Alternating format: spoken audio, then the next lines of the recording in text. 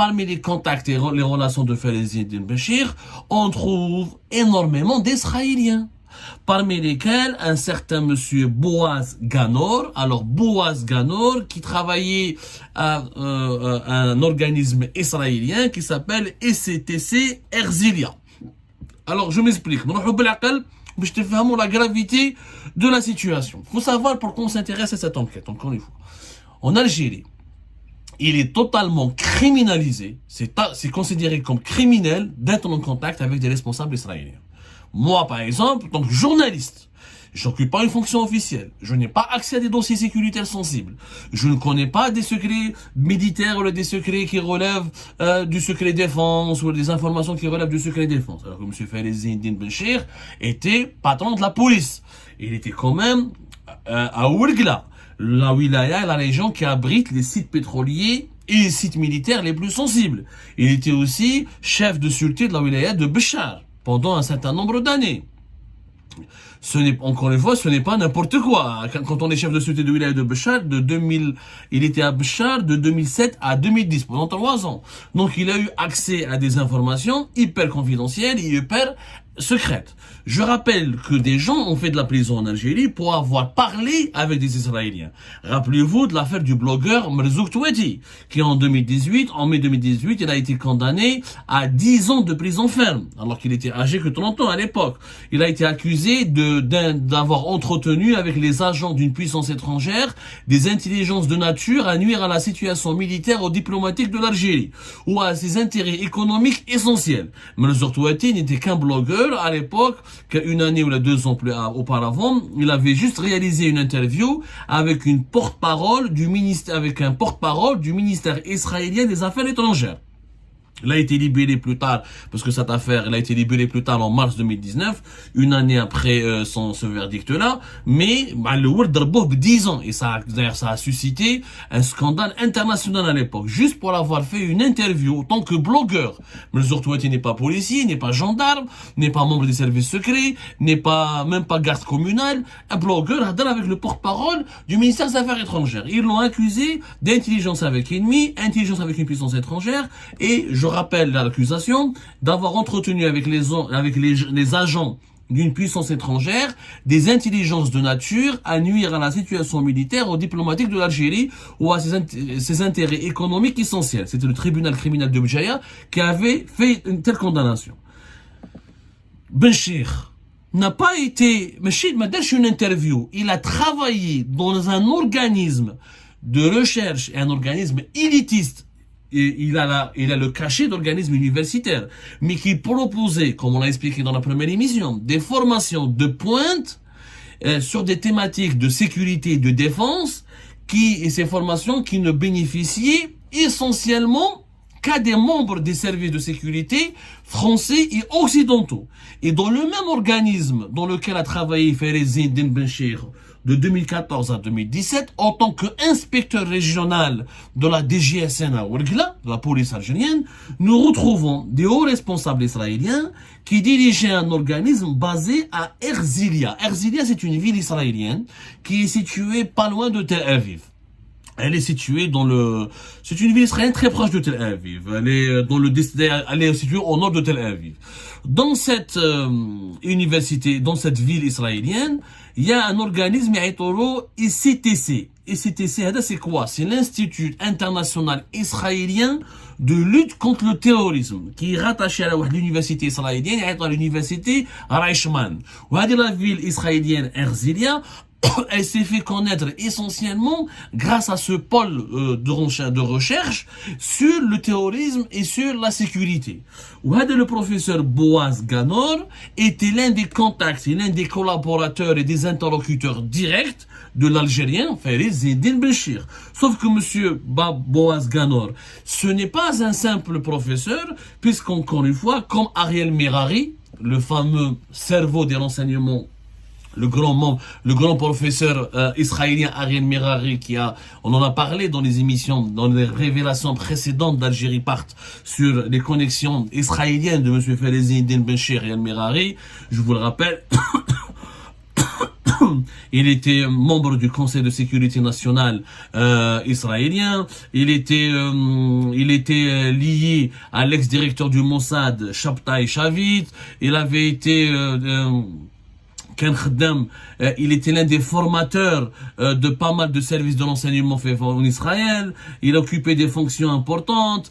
Ken, le directeur de recherche scientifique sur le programme des terroristes suicides, sur les terroristes palestiniens au niveau du Conseil de sécurité nationale d'Israël de 2002 à 2009. Il avait aussi dirigé la cellule de formation de l'unité israélienne de négociation des otages et de gestion des crises qu'il avait dirigé pendant 20 ans. Donc c'était l'un des cerveaux de l'appareil sécuritaire israélien. Et Hada Boaz, je reprends son nom, excusez-moi s'il vous plaît, Hada Boaz Ganor, il est du même calibre que Ariel Mirali. Il est du même calibre.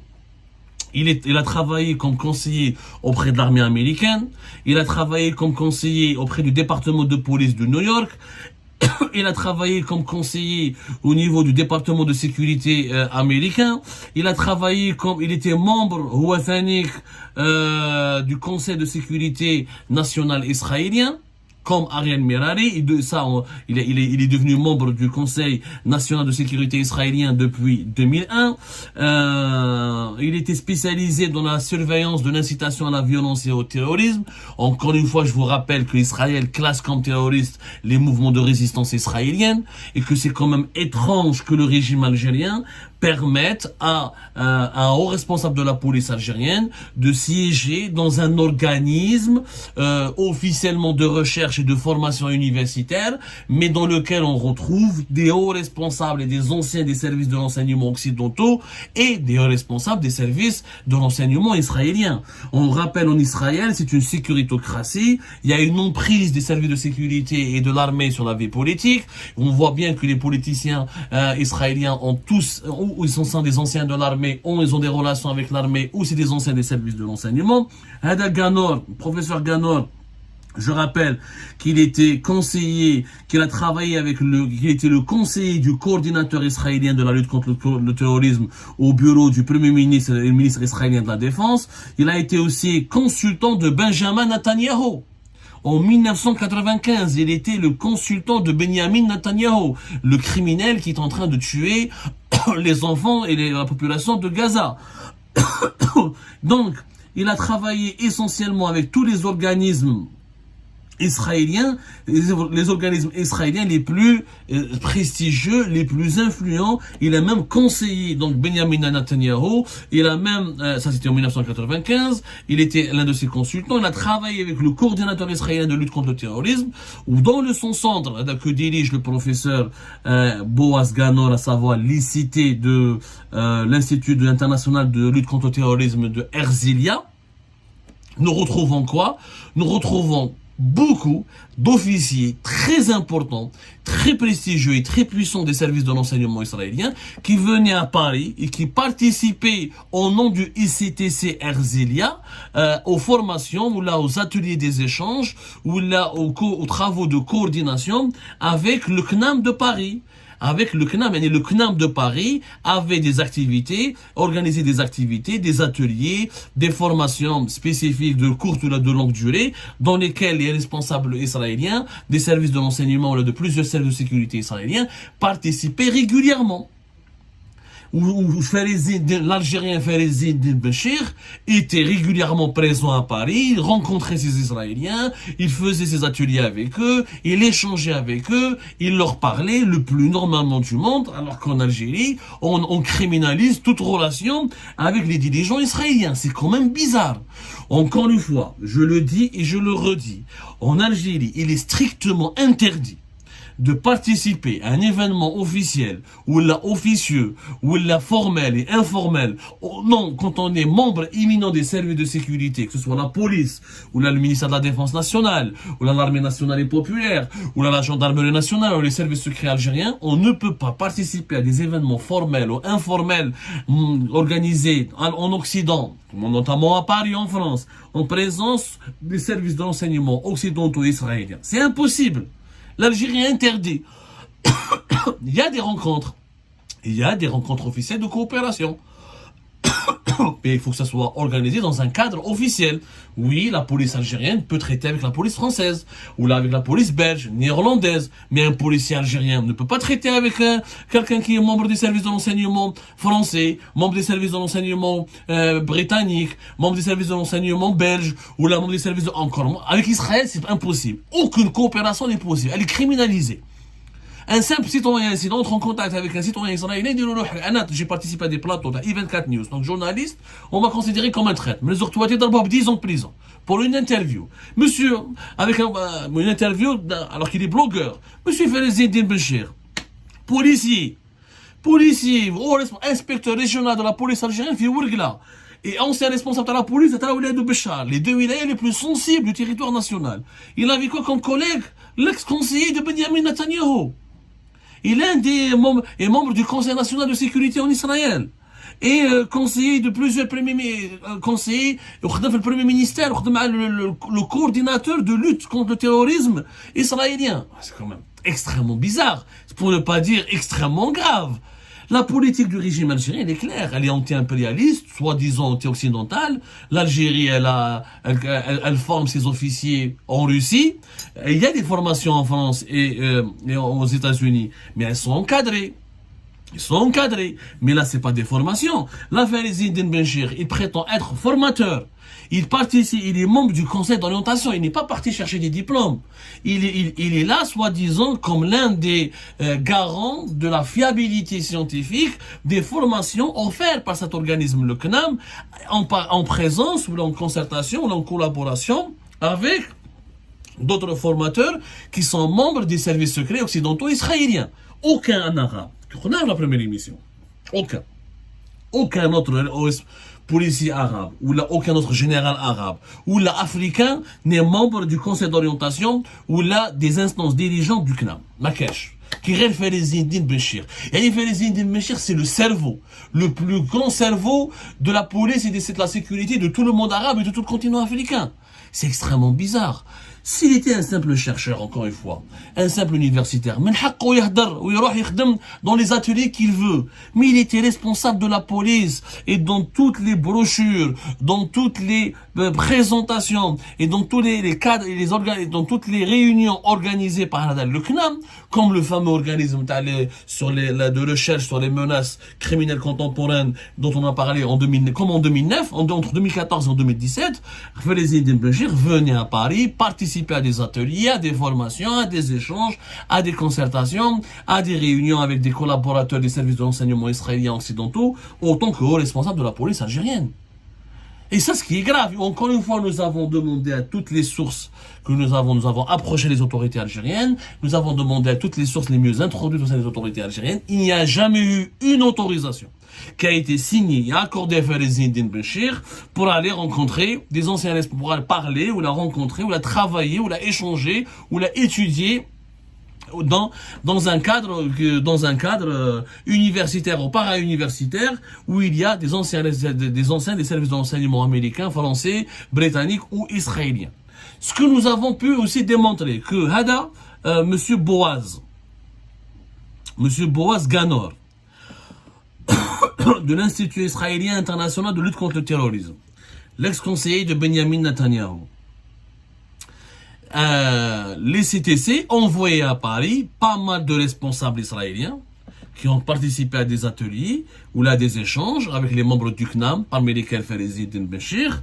Et Farizeddine Benchir a rencontré au moins 2 personnalités israéliennes entre 2014 et 2017 qui étaient des personnalités extrêmement troublantes. Parmi lesquelles Dan Mirodor. Je compte Dan Mirodor.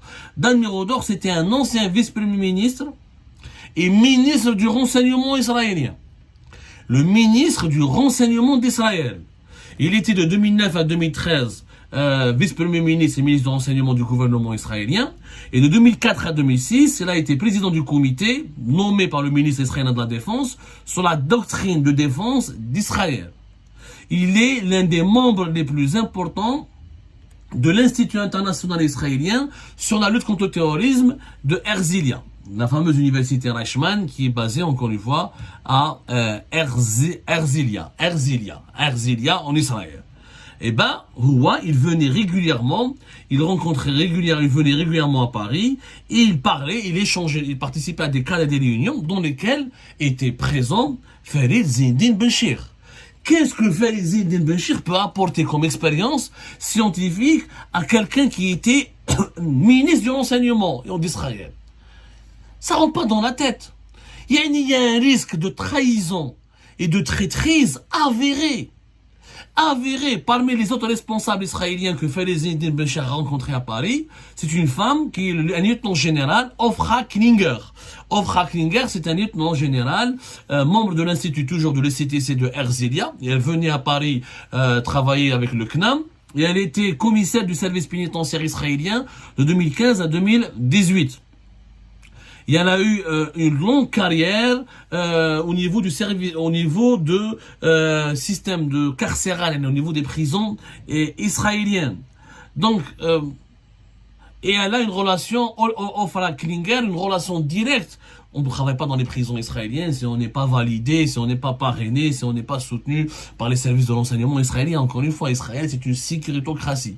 Elle a une façade démocratique occidentale, mais son fonctionnement est une sécuritocratie. C'est-à-dire que il y a une emprise des services de sécurité et de l'armée sur la vie politique parce qu'Israël, elle est menacée régulièrement par ses voisins qui la reconnaissent pas. Maintenant, ça va mieux, beaucoup de pays la reconnaissent. Mais Israël a toujours existé. Elle agit, elle se comporte, elle a une politique qui consiste à être prêt à n'importe quel moment à faire la guerre. C'est pour cette raison que les décisions politiques impliquent énormément les services de l'enseignement et l'armée israélienne. Donc, qu'est-ce qu'il peut apporter au lieutenant général israélien l'israélien Ofra Klinger. Donc, c'est des relations totalement troublantes qui indiquent clairement un risque de trahison. Quand quelqu'un qui a des dossiers, qui m'a fallu de Zindine Benchir, qui a des dossiers de la DGSN, qui a des pièces importantes qui tombent entre ses mains sur des enquêtes importantes menées par la DGSN, par la police algérienne, dans des régions sensibles, extrêmement importantes, comme Ouergla, qui abrite des sites pétroliers et militaires stratégiques, comme Béchar, qui abrite des sites militaires aussi stratégiques. Quand un policier ou un haut responsable de la police du gabarit ou de l'importance de Béchir, quand il va en Occident et quand à Paris, il rencontre des Israéliens, il travaille avec, il collabore, il a collaboré et échangé avec l'ancien conseiller de Benjamin Netanyahu et membre du Conseil national de sécurité d'Israël, ou là quand il rencontre des officiers israéliens, ou là il a eu à échanger avec l'ancien ministre de l'enseignement israélien, c'est quand même, là, on ne peut que se poser des questions. Il y a un risque de trahison, c'est-à-dire que ces interlocuteurs israéliens ou occidentaux pourraient facilement soutirer des informations à M. Benchir. Parce que, qu'est-ce qu'il va leur apporter? Quand les occidentaux se rencontrent entre eux, c'est des alliés. Les Français, les Américains, les Israéliens sont des alliés. On le voit bien dans la crise de Gaza, la France et les États-Unis appuient la politique israélienne, il y a des intérêts communs, il y a des enjeux communs, il y a une coopération commune. Mais l'Algérie n'a jamais été alliée de l'Occident. L'Algérie coopère, elle échange dans un cadre bien précis. C'est du donnant-donnant avec la CIA, avec la DGSE, avec le MI5, la MI6. Oui, mais elle n'a jamais officiellement, elle n'échange pas avec le Mossad, avec les services de l'enseignement israélien. Elle ne reconnaît pas Israël. Elle criminalise toute relation avec Israël. Et en plus, ce n'est pas la police, ce n'est pas un policier d'échanger avec les services secrets français. Il y a les services secrets algériens, l'enseignement extérieur, qui ont un cadre de coopération à travers des bureaux de sécurité dans les ambassades d'Algérie ou à travers des rencontres formelles et officielles, où il n'y a que des échanges. Ça peut chez un Algérien. Il va prendre un café, il dîne, il participe à des activités scientifiques, de recherche, il partage les tâches, il assume des responsabilités, il collabore, il échange, il coopère dans un cadre universitaire à l'étranger, à Paris, loin des regards, loin de la surveillance des autorités de son pays. Il rencontre, il échange, il participe, il travaille avec des officiers de l'enseignement israélien et occidentaux. C'est jamais vu, des masalach. Est-ce que vous imaginez qu'un policier français, un responsable de la police française, est-ce qu'il peut être membre d'un organisme de recherche iranien où il n'y a que les membres des services de sécurité iraniens, chinois ou les russes? C'est jamais vu. Pourquoi? Parce que les Français, la Russie, l'Iran, pour eux, c'est pas des alliés. c'est des ennemis. Donc, si un policier, un responsable de la police française se déplace à Téhéran ou là à Moscou, c'est quand même très mal vu. C'est même interdit. Un responsable de la police française ne peut pas aller à Ankara ou à Istanbul et travailler, collaborer dans des travaux de recherche avec les services de renseignement turcs. Il y a un risque de trahison. Et c'est normal. Et c'est compréhensible. La même chose, est-ce que vous avez vu un responsable de sécurité américain participer à des rencontres en Chine avec les services de renseignement chinois? Ça ne passera jamais. Ça ne passera jamais, parce qu'il y a le devoir de réserve. Et tant qu'un fonctionnaire a eu accès à des dossiers très sensibles, il doit être surveillé, il doit être contrôlé, et il ne peut pas entrer en contact avec les services de sécurité étrangers, dans n'importe quelle circonstance, ou dans n'importe quel contexte. Il faut qu'il y ait des cadres il n'y a que le cadre officiel, il y a des cadres, la coopération entre les services de sécurité, elle est encadrée par des rencontres officielles, en présence des diplomates, en présence des représentants des États. Oui, c'est des échanges de coopération sur des dossiers de lutte commune contre la criminalité et le terrorisme. Parce que tu voyages, tu prends des congés, tu laisses tomber ton boulot à Ouargla pour aller à Paris, tu manges, tu dînes, tu travailles, tu collabores, tu participes à des formations, à des consultations, et à des échanges avec des membres des services de renseignement israéliens et occidentaux. C'est du jamais vu. Ça, c'est pas un cadre de coopération officielle. Et l'Algérie ne coopère pas officiellement avec Israël. Et c'est pas comme ça que ça se passe, la coopération sécuritaire. Ça, c'est, je suis pas juge, je peux pas qualifier faire les Indiens de traîtres, mais une enquête s'impose, et la grande question qui se pose, comment, durant toutes ces années, de 2003 à 2017, quand même. C'est la deuxième révélation, la deuxième enquête que nous faisons faire Algérie. 2009, il était membre d'un organisme universitaire français, quand même, qui regroupait des hauts responsables des services de renseignement occidentaux israéliens. De 2014 à 2017, il était membre aussi imminent. C'est pas un étudiant ou un était plus que formateur, membre du conseil d'orientation d'un autre organisme universitaire qui regroupe aussi des anciens responsables des services de renseignement occidentaux israéliens. C'est quand même étrange. Pendant toutes ces années, que faisaient les services secrets algériens? Ils étaient au courant. Moi, quand je pose la question, ils trouvaient effectivement bizarre ces déplacements en France, mais à chaque fois, c'est la DGSN, ils fournissaient, non, ils parlent en mission. Quelle est la mission? Elle dit, oui, tu pars, tu rencontres un ancien, tu travailles, ou tu rencontres un ancien conseiller de Benjamin Netanyahu, ou là, un ancien ministre du renseignement d'Israël, ou là, des anciens responsables de la DGSE, t'as la MI6, ou là, une ancienne lieutenant générale, ou là, une lieutenant générale israélienne. C'est quel genre de mission, hein? Ce sont pas des missions qui relèvent de la défense des intérêts suprêmes de l'État algérien, parce que ça se passe pas comme ça. Ça ne peut pas se passer comme ça. En réalité, M. Velezindine Bencher est un élément troublant, est un personnage hyper mystérieux, qui a eu des connexions extrêmement bizarres, qui pourrait être qualifié facilement, comme c'était le cas de Mesure Touatimskin, d'intelligence avec ennemi, où là, en fait, je pense que chacun pourrait tirer la conclusion nécessaire. Les faits sont là.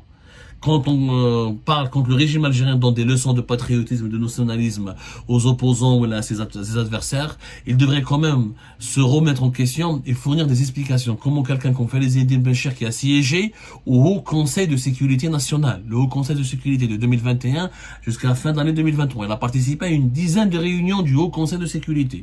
Il a entendu, écouté, pris note des échanges sur les dossiers de sécurité les plus sensibles du pays, les plus secrets du pays. Alors que quelques années auparavant, il avait des connexions, des relations, il a noué des amitiés, parce que quand on travaille régulièrement dans des organismes universitaires, on rencontre souvent des gens, il y a des affinités, il y a des amitiés qui se créent. Donc il a noué des amitiés, des relations, il a eu des connexions avec des hauts responsables du plus haut niveau, des responsables du plus haut niveau des services de renseignement israéliens et occidentaux, dont un ancien conseiller de Benjamin Netanyahu. Est-ce qu'on n'est pas là dans l'entretien avec des agents d'une puissance étrangère, des intelligences de nature à nuire à la situation militaire ou diplomatique de l'Algérie ou à ses intérêts économiques essentiels?